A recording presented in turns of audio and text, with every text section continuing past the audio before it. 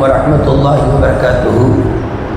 الحمد لله وكفى والصلاة والسلام على من لا نبي بعده أما بعد. قال الله سبحانه وتعالى في كلامه القديم: أعوذ بالله من الشيطان الرجيم. بسم الله الرحمن الرحيم.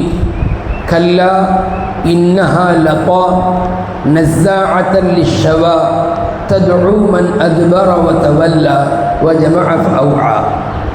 وقال نبي الله سيد البشر محمد رسول الله صلى الله عليه وسلم: خصلتان لا يجتمعان في مؤمن البخل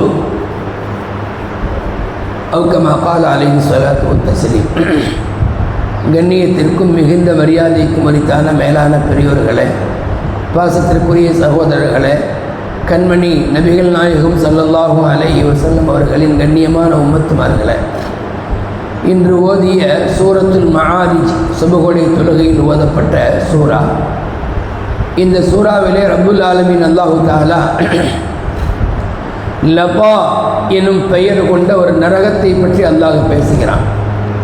நரகத்திற்கு நாளை கியாமத்து நாளையில் பல பெயர்கள் உண்டு, பலவிதமான நரகங்கள் உண்டு. எப்படி சொர்க்கங்கள் பல உண்டோ அதுபோல் நரகமும் பல உண்டு. அதில் ஒரு நரகத்தின் பெயர் லபா. நரகம் என்று சொன்னாலே அது நெருப்புகளும் மற்ற விஷ ஜந்துக்களும் நிறைந்த ஒரு அதாபுடைய பகுதி, வேதனையினுடைய பகுதி.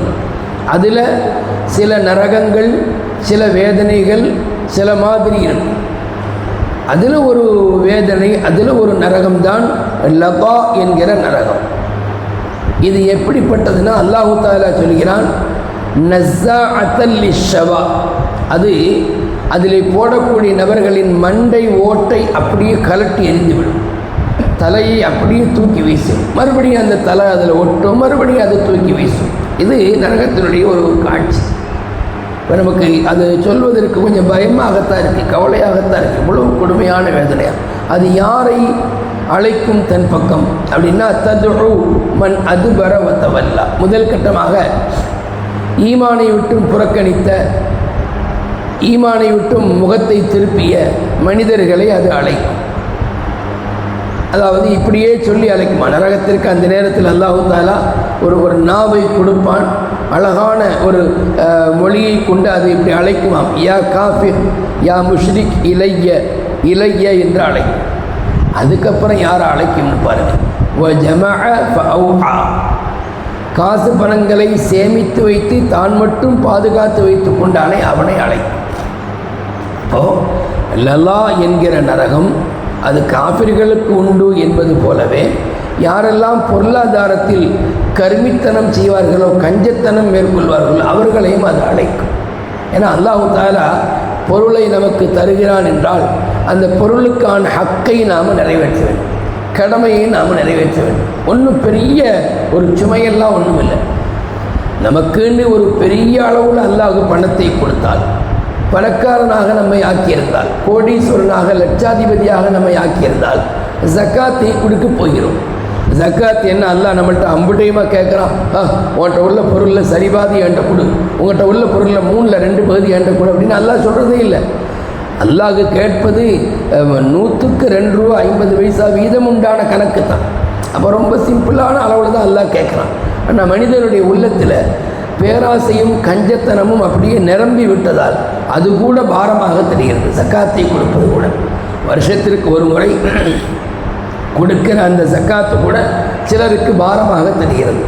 அதிலிருந்து தப்பிக்க என்னவெல்லாம் வழியை மேற்கொள்ளலாம் என்று பார்க்கிறார்கள். இது ஜக்காத் பெரிய கடமை. மற்றபடி நம்மளை மாதிரி மிடில் கிளாஸ், இப்போ நமக்குன்னு என்ன இருக்குது பொருளாதாரத்துடைய ஹக்கு அப்படின்னா சதக்காக்கள். எவ்வளவு முடியுமோ அவ்வளவு தர்மங்கள் நாம் கொடுத்து கொண்டே இருக்கணும். தர்மம் தலை காக்கும்னு சொன்னாங்களே, சரிதானே? அல்லாஹ் காப்பாற்றணும். நம்ம தர்மம் கொடுக்குறோன்னா நம்முடைய தலையை அது தூக்கி வீசிடுது. எது? அந்த லல்லா என்கிற நரகம். நஸ்ஸாஅத்தல் லிஷ்ஷவா. அப்படியே மண்டை ஓட்டை கலட்டி வீசுன்னு அல்லாஹ் சொல்கிறான். அப்போ தர்மம் தலை காக்கும் என்பதற்கு இங்கே நாம் என்ன விளங்குகிறோம்?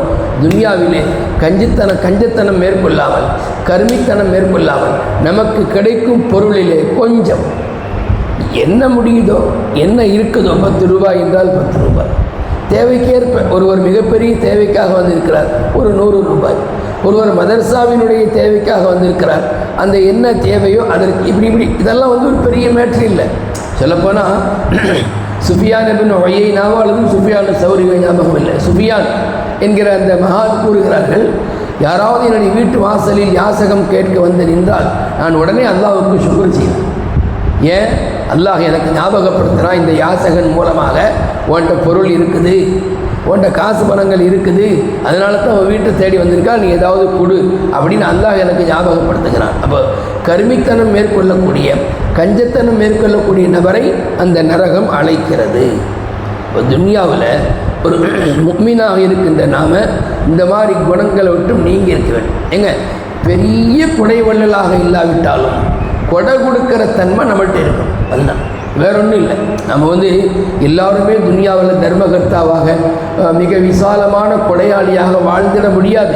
குணங்களில் முன்ன பின்ன இருக்கும். ஆனால் அந்த கஞ்சத்தனத்தை மட்டும் தூக்கி வெளியே போட்டுரும், கருமித்தனத்தை மட்டும் உள்ளத்திலிருந்து வெளியே போட்டுரும். ஏன்னா அது வந்து என்ன செய்யும்னா நம்மளை வந்து பிறருக்கு பொருளை கொடுக்காம சேமித்து வைக்க அது நம்மளை தூண்டும். ஒரு கட்டத்தில் சொந்த குடும்பத்துக்கு கூட செலவழிக்காம முன் வர மாட்டோம். நமக்கு நாமளே செலவழிக்க யோசிப்போம். ஒரு சின்ன ஒரு கதை மௌலானா ரூமி ரஹ்மத்துல்லாஹி அலைஹி அவங்க தன்னுடைய மஸ்னவி ஷரீஃபில் சொல்லிய ஒரு கதை. மௌலானா ரூமி ரஹிமஹுல்லாவுடைய மகளார் தன்னுடைய கணவர் இடத்துல சொல்கிறாங்க, தன்னுடைய தந்தை இடத்துல சொல்கிறாங்க, மௌலானா ரூமி ரஹிமஹுல்லாட்ட என்னுடைய கணவர் கருமித்தனம் கஞ்சத்தனம் உள்ளவராக இருக்கிறார். எந்த அளவுக்குன்னா அவர் ரொம்ப கஞ்சத்தனம் மேற்கொள்கிறார் என்று மௌலானா ரூமி ரஹிமஹுல்லா இடத்துல மகளார் சொன்னார். அப்போ அவங்க என்ன செஞ்சாங்க, அவர் சின்ன ஒரு கதை சொல்கிறேன் கேளு அப்படின்னு சொல்லிட்டு ஒரு கதையை சொன்னாங்க. ஒரு ஆள் பயங்கரமான கஞ்சனாக இருந்தார். ஒரு நாள் தொழுகைக்கு போகிறதுக்கு முன்னாடி ஒரு சிறிய விளக்கை பற்ற வைத்து கொண்டு ஏதோ அவர் எழுதி கொண்டிருந்தவர் பாங்குடைய சப்தம் கேட்டதும் தொலைப்போகிற ஒரு அவசரத்தில் புக்கை மூடிவிட்டு லைட்டை அணைக்காமல் சென்று விட்டார். கொஞ்சம் தூரம் போயிருப்பார். அல்லாஹூ, விளக்கு அணைக்காமல் வந்துட்டோமே, என்ன காலியாகுமே, அதுதானே விளக்கில் என்ன ஊற்றிருக்கல, என்ன காலியாகும்னு சொல்லி திரும்ப வந்தார். திரும்ப வந்து கதவை தட்டார். மகள் வீட்டில் உள்ளவங்க திறக்கிறாங்க, மனைவி வந்து திறக்கிறாங்க. இப்படி சொல்கிறாரு, கதவை திறக்காத, தாழ்பால் தேஞ்சு போயிடும், கதவை திறக்காத, தாழ்பால் தேஞ்சு போயிடும், செய்தியை மட்டும் கேட்டுக்கோ, அந்த லைட்டை அணைச்சிடு, அந்த விளக்கை அணைச்சிடு. உடனே அந்த மனைவி, நீங்கள் பாதி தூரத்துலேருந்து வந்திருக்கல, அப்போ உங்கள் செருப்பு தேயாதா அப்படின்னு அந்த அம்மா கேட்க. இவரு சிலர், நான் உஷாராக தான் இருக்கிறேன், செருப்பை வந்து கக்கத்தில் தான் வச்சுருக்கேன், காலில் போட்டு வரல. இந்த சம்பவத்தை மௌலானா ரூமி ரஹிமஹுல்லாஹ் தன்னுடைய மகள்கிட்ட சொன்னவொன்னே அவங்க சிரித்தார். இப்படியும் மக்கள் இருக்கிறாங்க அப்படின்னு. அப்போது கருமித்தனம் என்பது, கஞ்சத்தனம் என்பது ரொம்ப மோசமானது. அது பேராசையை தரும். அந்த பேராசை பெரும் நஷ்டத்தை கொடுத்துவிடும். அதனால தான் வந்து குர்ஆனில் அல்லாஹ் சொல்கிறான், வமன் யூக ஷுஹ நஃப்ஸிஹி ஃபஉலாயிக ஹுமுல் முஃப்லிஹூன். யார் தன்னுடைய நஃப்ஸினுடைய அந்த கஞ்சத்தனத்தை விட்டு பாதுகாக்கப்படுவாரோ அவர்தான் வெற்றியாளர் என்று ரப்புல் ஆலமீன் அல்லாஹ் சொல்கிறான். இப்போது கஞ்சத்தனம் என்பது நம்ம இடத்தில் இருக்கவே கூடாது. சொல்லப்போனால் ஷைத்தானுக்கு அது ரொம்ப மகிழ்ச்சியான ஒன்றாம். அதற்கு ஜக்கரியா அலைஹிஸ்ஸலாத்து வஸ்ஸலாம் முன்னால் வாழ்ந்த நபிமார்களில் ஒரு முறை அவங்க இப்லீஸை நேரில் கண்டு கேட்குறாங்க, உனக்கு அல்லாஹ்வுடைய அடியார்களில் பிடித்தமானவர் யார், பிடிக்காதவர் யார்? அப்போ அவன் சொன்னான், நான் இப்லீஸு, எனக்கு அல்லாஹ்வுடைய அடியார்களில் பிடித்தமானவர் யார் என்றால் இறை நம்பிக்கையுள்ள கஞ்சன் அப்படின்னு. பிடிக்காதவர் யார் என்றால் பாவியான கொடைவள்ளல். ஜக்கரியா அலைஹிஸ்ஸலாம் காரணம் கேட்குறாங்க, ஏன் பாப்பி கஞ்சத்தனம் கொள்றவர் உனக்கு ரொம்ப பிடிக்குங்கிற என்ன விஷயம்? அப்போது அந்த ஷைத்தான் சொல்கிறான், இப்லீஸ் சொல்கிறான், கஞ்சத்தனமும் இறை நம்பிக்கையும் உள்ள மனிதனுக்கு காலப்போக்கிலே அந்த கஞ்சத்தனம் மிகைத்து போய் அதுவே அவனை கொண்டு போய் நரகத்தில் கொண்டு சேர்த்துடும். ஏன்னா அல்லாஹ் சொல்கிறான் இல்லையா, ததுமன் அதுபர வத்தவல்லா வஜமஹ ஃபஅவுஆ. யார் வந்து அல்லாஹ்வை புறக்கணித்தானோ, அதுபோல் யார் பொருளை சேகரித்து தன்னிடத்தில் வைத்து கொண்டானோ அவனை நரகம் அழைக்குதுன்னு அல்லாஹ் சொல்கிறான் இல்லையா. அப்போது நரகத்துக்கு போகிறதுக்கு அந்த தன்மையே போதும். நான் ஒன்றும் அவனை ரொம்ப டிஸ்டர்ப் பண்ண தேவையில்லை. அவன்கிட்ட உள்ள இறை நம்பிக்கை என்ன ஆகிடும்னா, இந்த கஞ்சத்தனத்தின் காரணமாக, பேராசையின் காரணமாக அது அப்படியே பலகீனமாகி இதன் காரணமாக நரகத்துக்கு அவன் போயிடுவான். ஆனால் இந்த பாவியான கொடைவள்ளல் அப்படி இல்லை. அவன்கிட்ட உள்ள அந்த கொடைத்தன்மை, அந்த தர்மம் கொடுக்கிற தன்மை அவனை வந்து காப்பாற்றி எப்படியாவது ஈமான் கொள்ள வைத்துவிடும், பாவத்திலிருந்து வெளியாக்கிவிடும். அதனால் எனக்கு அவனை பிடிக்கலன்னு சொன்னாங்க இப்லீஸ். அப்படியானால் இப்லீஸுக்கு பிடித்த நபராகவும் அந்த கஞ்சன், இந்த கருமித்தனம் உள்ளவர் மாறி போகிறார். நம்ம முஃமின்களாகிய நாம் அதிலிருந்து தூர விலகிறோம். நமக்கு அந்த குணமே வேண்டாம். முடிந்த அளவுக்கு நான் மறுபடியும் சொல்லுவேன், நம்ம வந்து லட்சக்கணக்கில் பிறருக்கு கொடுக்கணும், ஆயிரக்கணக்கில் கொடுக்கணும்னு அவசியம் இல்லை. ஒருத்தர் வந்து கேட்கிற போது நம்மள்கிட்ட என்ன இருக்கோ, ஒரு 10 ரூபாயை கொடுத்தாலும் 5 ரூபாயை கொடுத்தாலும் சந்தோஷம் தான். ஏன்னா அல்லாஹ் வந்து நம்மளுடைய சதக்காக்கல்ல எண்ணிக்கையை பார்க்குறதே இல்லை. இந்த மனுஷன் 1000 ரூபா கொடுத்துருக்கான், இவனுக்கு நம்ம வந்து தனியாக ஒரு சதக்கா கொடுப்போம் அப்படின்னு இல்லை. உள்ளத்தினுடைய தன்மையை அல்லாஹ் பார்க்குறான், விசாலத்தை அல்லாஹ் பார்க்குறான், தாராள மனசை அல்லாஹ் பார்க்குறான். எந்த அளவுக்கு தர்மம் செய்யக்கூடிய தன்மை இருக்குதோ, அவருடைய வசதிக்கு இருக்குதோ, அந்த அளவுக்கு செலவழிக்கிறாருன்னா அல்லாஹ்வுக்கு அதுவே சந்தோஷத்தை தரும்.